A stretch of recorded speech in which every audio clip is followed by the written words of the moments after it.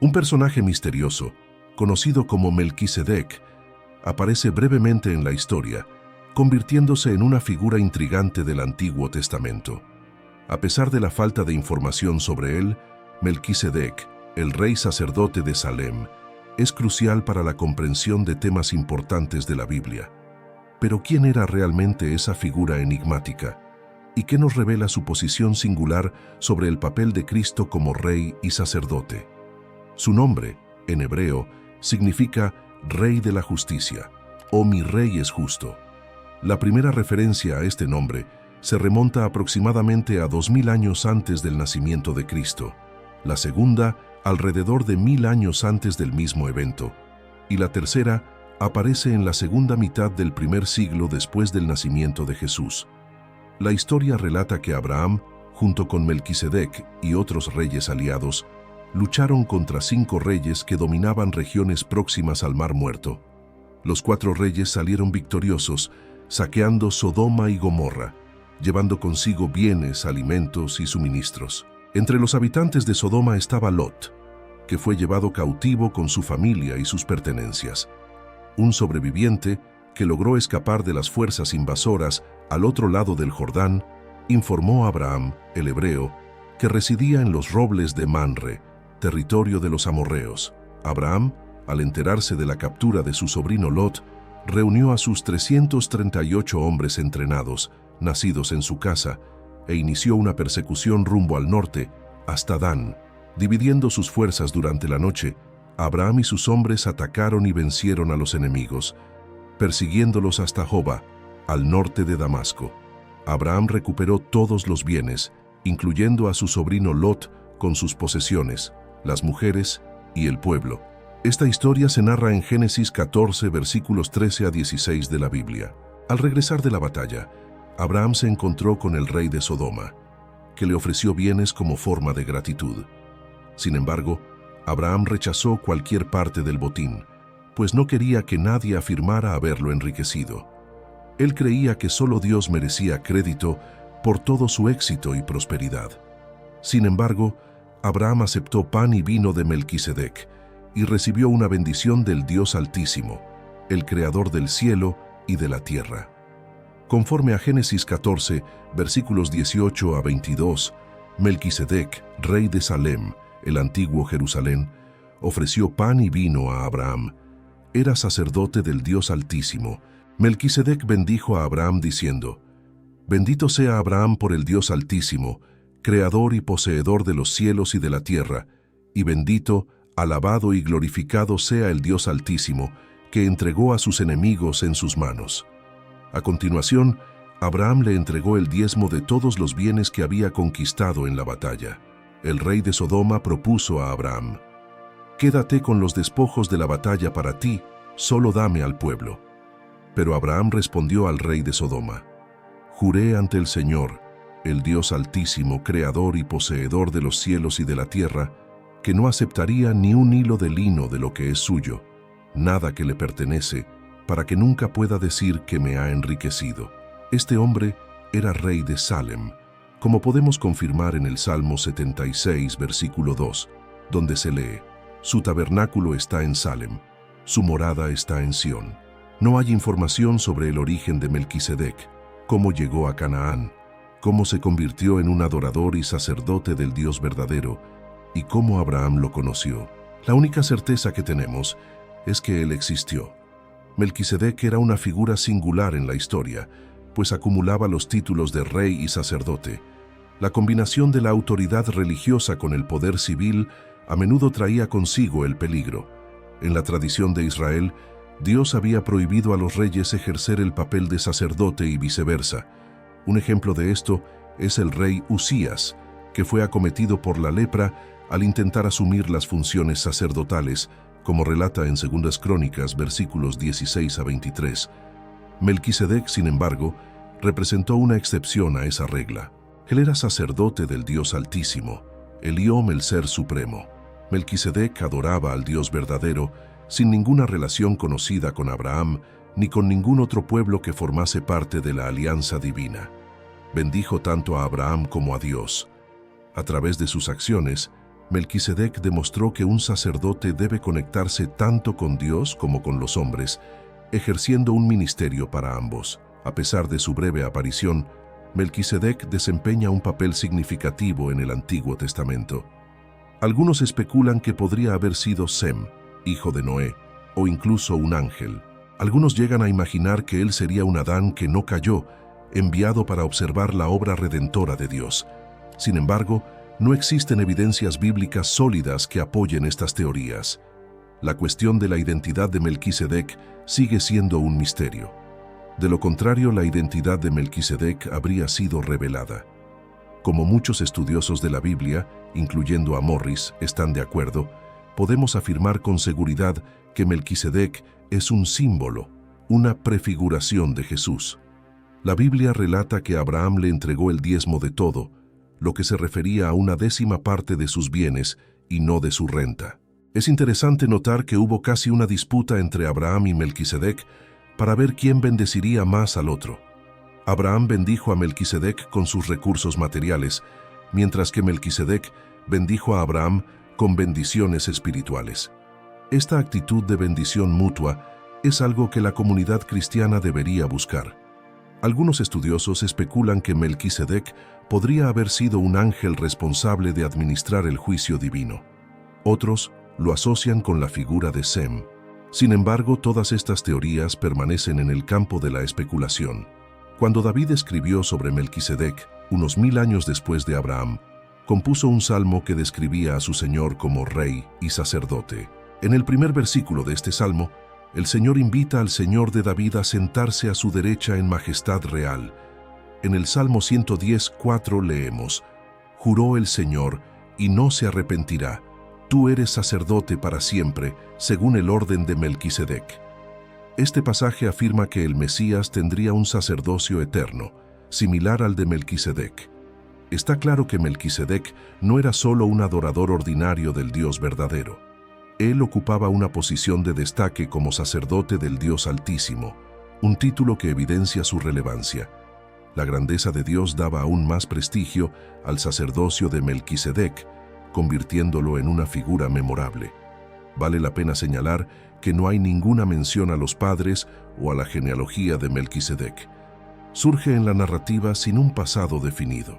A través de este juramento, Dios reveló la existencia de otro orden sacerdotal, diferente del de Aarón. Todos los sacerdotes de Israel descendían del linaje de Aarón, sirviendo en el tabernáculo y posteriormente en el templo. Ofrecían sacrificios y ceremonias según las leyes divinas. Sin embargo, aquí vemos a Dios estableciendo un orden sacerdotal distinto, siguiendo el modelo de Melquisedec. Tal juramento era tan significativo que el autor de la epístola a los Hebreos lo menciona 5 veces. El sacerdocio de Melquisedec no se parecía al de Aarón, que era simbólico, transitorio y pasado de generación en generación. En contraste, el sacerdocio de Melquisedec era real, eficaz, permanente, único, eterno e inmutable. Una de las características extraordinarias del reino mesiánico es que Jesús reunirá en sí las funciones de rey y sacerdote. Esta combinación, cuando es ejercida por líderes comunes, puede ser peligrosa, y es por eso que existe el deseo de separar la religión del gobierno. Esta separación es una aspiración antigua de la humanidad, pero nunca se ha cumplido plenamente. El versículo 4 nos revela 4 aspectos importantes sobre el sacerdocio del Mesías. Él fue instituido por el juramento divino. Su nombramiento fue irrevocable. Su sacerdocio es eterno y sigue el orden de Melquisedec. La expresión «según el orden de Melquisedec» se aclara en Hebreos 5:7. En este pasaje, el sacerdocio de Melquisedec es comparado y contrastado con el sacerdocio arónico y levítico. El sacerdocio de Melquisedec fue establecido por designación divina, no siendo una herencia familiar. Además, no se menciona el inicio o el fin de su sacerdocio, sin principio de días ni fin de vida. En todos estos aspectos, el sacerdocio de Melquisedec era superior al de Leví. Podemos afirmar que Melquisedec prefirió al Señor Jesús. El sacerdocio de Jesús no estaba condicionado al linaje, pues él pertenecía a la tribu de Judá y no a la de Leví. Su sacerdocio fue establecido por decreto divino, soberano y eterno. Y como él vive eternamente, su sacerdocio jamás tendrá fin.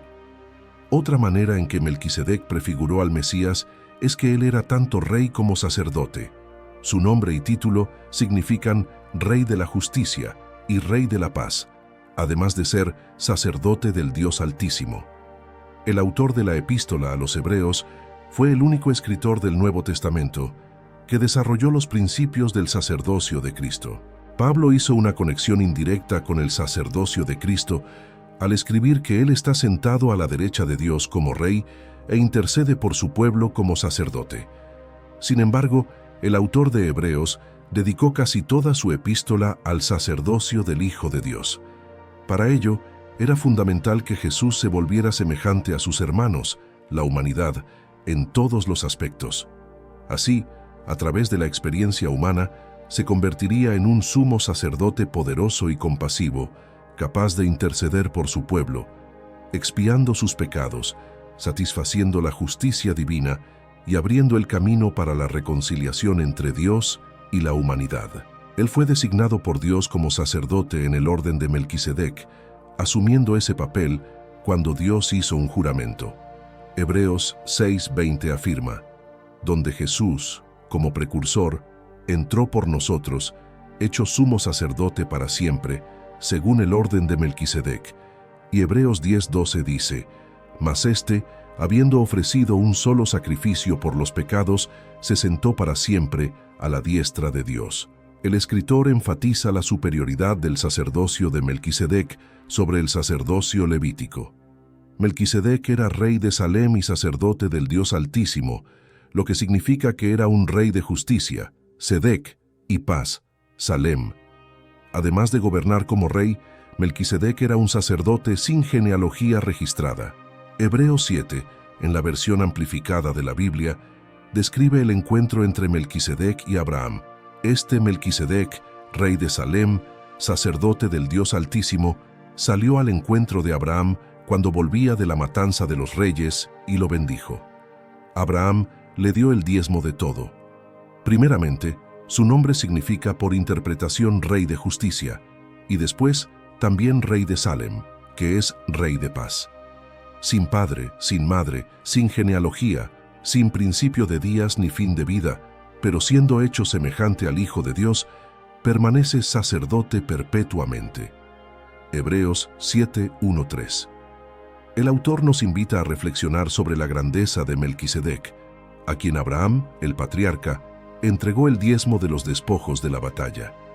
Argumenta que los descendientes de Leví, responsables del sacerdocio, son ordenados por ley para recibir diezmos del pueblo, sus hermanos, aunque sean descendientes de Abraham.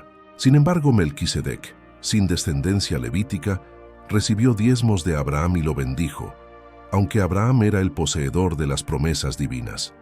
Hebreos 7:4-6. Es evidente que el que bendice está en posición superior al que recibe la bendición. Además, el texto destaca que, en el sacerdocio levítico, los diezmos son recibidos por hombres mortales, mientras que Melquisedec los recibió siendo reconocido como alguien que vive eternamente. El autor llega a afirmar que Leví, padre de la tribu sacerdotal, pagó diezmos a través de Abraham a Melquisedec, pues aún se encontraba en los lomos de su antepasado cuando éste lo encontró. Si la perfección, es decir, una comunión plena entre Dios y el adorador, se hubiera alcanzado a través del sacerdocio levítico, bajo el cual el pueblo recibió la ley, no habría necesidad de otro tipo de sacerdocio, como el de Melquisedec, distinto del orden de Aarón. El cambio en el sacerdocio implica un cambio en la ley relacionada con él, pues aquel de quien se habla, Jesús, no pertenecía al linaje sacerdotal de Leví, sino a la tribu de Judá, de la cual nunca hubo sacerdotes, como Moisés confirmó. Este cambio se hace aún más evidente cuando surge un sacerdote como Melquisedec, que no se basaba en requisitos físicos o legales, como la descendencia de Leví, sino en el poder de una vida indestructible y eterna, como Dios afirmó: «Tú eres sacerdote para siempre, según el orden de Melquisedec. Hebreos 7, 17, 21. De esta forma, el antiguo orden es reemplazado debido a su fragilidad e ineficacia, pues no tenía poder para justificar al pecador ante Dios. En su lugar, surge una esperanza superior que nos permite acercarnos a Dios con confianza. El sacerdocio de Cristo se distingue del sacerdocio levítico por haber sido establecido por medio de un juramento divino. Los levitas recibían el sacerdocio sin esa confirmación, pero Jesús fue designado por un juramento. Juró el Señor, y no se arrepentirá. Tú eres sacerdote para siempre. Hebreos 7:21. La fuerza y la eficacia de este juramento hacen de Jesús la garantía de una alianza superior, más excelente y ventajosa, que jamás será sustituida o anulada. Mientras los sacerdotes levitas se sucedían debido a la muerte, Jesús ejerce su sacerdocio de forma permanente e inmutable, pues Él vive eternamente. Por eso, Él es capaz de salvar de forma completa, perfecta y eterna a aquellos que se acercan a Dios por medio de Él, intercediendo continuamente en su favor. Era esencial que tuviéramos un sumo sacerdote como Jesús, que comprende nuestras debilidades, siendo santo, inocente, separado de los pecadores y exaltado por encima de los cielos. A diferencia de los sumos sacerdotes levitas, que ofrecían sacrificios diariamente, primero por sus propios pecados y luego por los del pueblo, Jesús cumplió esta exigencia de una vez por todas, ofreciéndose como sacrificio voluntario. La ley nombraba hombres imperfectos como sumos sacerdotes, sujetos a la debilidad, el pecado y la muerte. Sin embargo, el juramento divino, posterior a la ley, instituyó al Hijo como sacerdote eterno, perfeccionado para siempre. El sumo sacerdocio de Jesús se diferencia del sacerdocio levítico en varios aspectos. Primeramente, Jesús no necesita ofrecer sacrificios diariamente, pues Él realizó el sacrificio perfecto de una vez por todas.